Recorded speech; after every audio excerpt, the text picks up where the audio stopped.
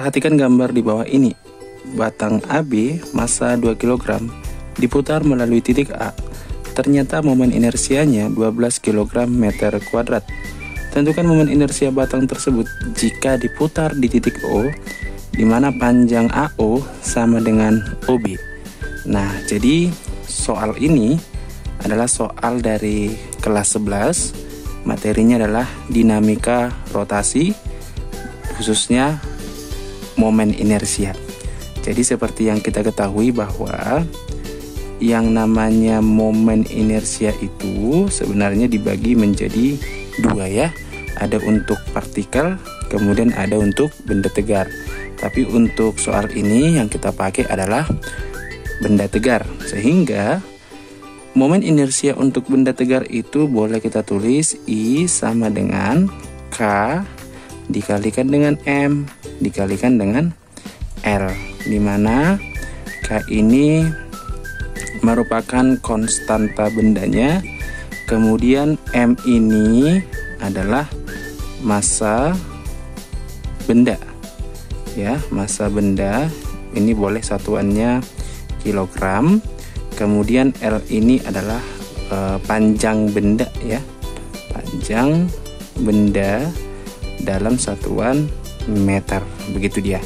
Nah, kemudian di soal ini tadi batang AB massanya 2 kg, maka ini kita tuliskan M AB sama dengan 2 kg diputar melalui titik A. Jadi anggaplah porosnya sekarang di titik A.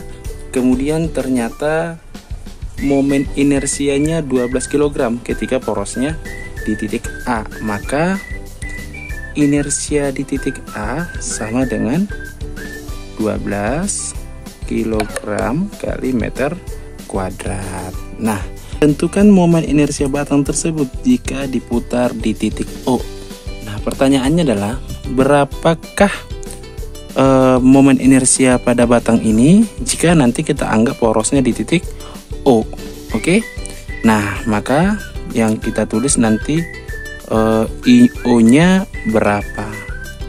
Nah, mungkin kalian sudah tahu bahwa anggap sebuah batang, jika batang ini nanti dirotasikan di pinggir atau katakanlah di titik A, maka untuk rumusan momen inersia di titik A karena dia di pinggir, maka kita tuliskan nilainya 1/3 kalikan dengan M kalikan dengan L kuadrat. Itu kalau porosnya di ujungnya.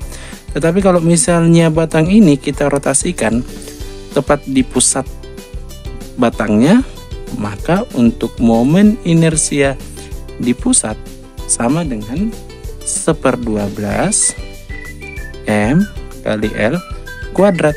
Begitu dia. Nah, jadi untuk soal ini lebih mengacu ke perbandingan, di mana inersia di titik O kita bandingkan dengan inersia di titik A sama dengan, masukkan nilainya 1/12 dikalikan dengan M dikalikan dengan L kuadrat, begitu dia ya. Kemudian per ini 1/3 dikalikan dengan M dikalikan dengan L kuadrat. Nah, kemudian ini kita coret karena berapapun massanya ini kan dianggap sama dia. Kemudian panjangnya juga sama, boleh kita coret. Nah, sehingga setelah kita coret kita tuliskan in di titik O per I di titik A sama dengan, nah ini kita kalikan silang ya, kita kali silang, maka ini menjadi 3/12 gitu ya. Nah, kemudian IO sama dengan, nah tadi kan IA nya kita sudah dapat ya, atau sudah diketahui di soal ya, dia 12, maka 12 di titik ini, di IA ini kita pindahkan ke ruas kanan yang tadinya pembagian menjadi perkalian, maka di sini 3 dikali 12 dibagi dengan 12. Karena ini bisa kita coret, berarti inersia batang di titik O sebesar 3 kg meter kuadrat. Oke, jadi kalau kita lihat optionnya adalah C.